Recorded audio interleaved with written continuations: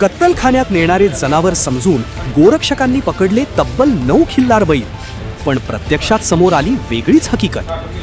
गोरक्षक आणि बजरंग दलाच्या कार्यकर्त्यांनी कत्तलखान्याकडे जनावरे नेत असल्याच्या संशयावरून शेतकऱ्यांची तब्बल 9 खिल्लार बैल आयशर ट्रक पकडली। या प्रकरणात पोलिसांनी FIR दाखल करून कारवाईही केली।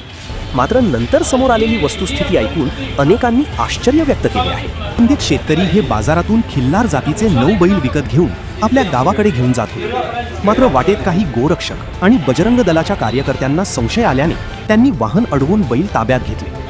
घटनास्थळी मोठा गोंधळ निर्माण झाला आणि पोलिसांनाही पाचारण करण्यात आले। यानंतर पोलिसांनीही FIR नोंद करून पुढील कारवाई सुरू केली। परंतु शेतकऱ्यांचा आरोप आहे की पंढरपूर शहरामध्ये आज आपण ज्या ठिकाणी उभा आहे दत्तात्रेय कोळेकर म्हणून दाहिटी गावचे शेतकरी आहेत।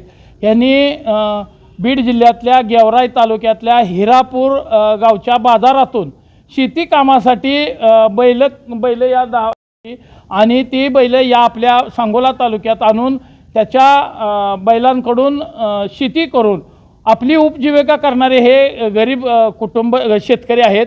परंतु गोरक्षणाच्या नावाखाली शेतकऱ्यांच्या जनावरांवरती वाहने अडवून ती पोलीस स्टेशनला कायद्याच्या कचाट्यात अडकावून करण्याचं काही महाभाग या पंढरपूर शहरामध्ये आणि आज शेतकऱ्यावर प्रचंड मोठा अन्याय आहे। माझं नाव ज्ञानेश्वर दगडू वाघमोडे, राहणार चिंचोली। आम्ही हिरापूर बाजारातून बैल खरेदी करून जात असताना आमची गाडी पंढरपूरमध्ये त्यांनी धरलेली। गाड्यात बैल चांगल्या प्रकारचे असताना त्यांनी अन्याय थोडा केलेला। आम्ही आमच्या भागात सध्या पावसाचं वातावरण चालू झालेलं आहे, त्यासाठी हिरापूर बाजारातून थोड्या स्वस्तात माल मिळत असताना आम्ही खरेदीसाठी गेलेलो असतो। आणताना आम्हाला थोडं त्यांनी रात्री केलं, रातभर जनावराला पाणी वैरण नाही, अशा प्रकारचं होत असताना आम्ही आता ह्यासाठी आम्हाला योग्य प्रकारचा न्याय मिळाला पाहिजे अशी आम्ही विनंती करतो आहे। असे आमच्याकडे सध्या 9 बैल आहेत। रात्री आमचे जवळचे नातेवाईक या ठिकाणी त्यांच्या शेती कामासाठी बैल या ठिकाणी घेऊन जात असताना पंढरपूर येथे गाडी त्यांची अडवली गेली। मग आम्ही पोलीस स्टेशनला रात्री गेलो।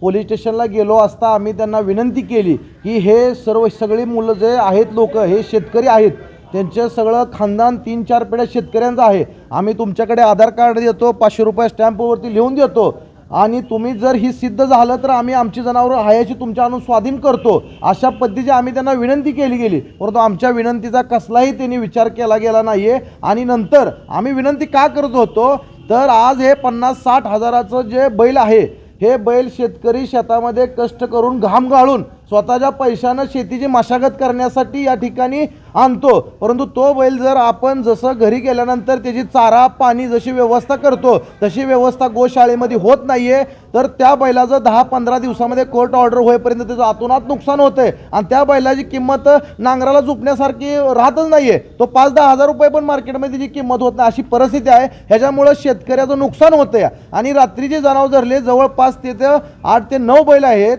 तर त्या बैलामध्ये जर त्या बैल आज 50-60 हजार रुपये त्या ठिकाणी बैलाची किंमत आहे, ती जर गोशाळेमध्ये त्याची जर नीट नाही झाली तर त्याचं शेतकऱ्याचं नुकसान होतं आहे आणि शेतकरी रस्त्यावरती येतोय। तर माझी या माध्यमातून एवढीच विनंती आहे की यापुढे अशी परिस्थिती आहे जसं रस्त्यावर जात असताना गाडी चालवताना ट्रॅफिक हवालदार आपल्याला आपल्या नियमाचं उल्लंघन करू नये म्हणून अडवून विचारपूस केली जाते। एखाद्या बाजारावरती जर आपण जनावर घेऊन जरी चाललो विकायला किंवा विकत घेऊन जरी यायला लागलो घराकडे, तर तिथं थांबवून त्यांना विचारणा करून हे पोलीस स्टेशनची कोर्टाची या ठिकाणी पायरी चढायला लावतो म्हणून अशी भाषा वापरून ती लोक शेतकरी अशामुळे भयभीत होत आहेत। तर माझी या माध्यमातून एवढी विनंती आहे, जे या ठिकाणी गोरक्षणासाठी काम करतायत त्याच्या आमचं त्या ठिकाणी पूर्ण अनुमोदन आहे, समर्थन आहे। आम्ही शेतकऱ्याची पोर आहे, आम्ही आमच्या 2-2, 3-3 पिढ्या शेतकऱ्यामध्ये घेत आहे। आम्ही आज या ठिकाणी आमचे वडील शेतामध्ये राहतात, परंतु आमचं एकच मागणं आहे ह्याच्या माध्यमातून की गोरक्षणच्या बाजूनं आम्ही आहे, परंतु खरे जे शेतकरी आहे त्यांच्यावरती कुठलाही अन्याय होऊ नये।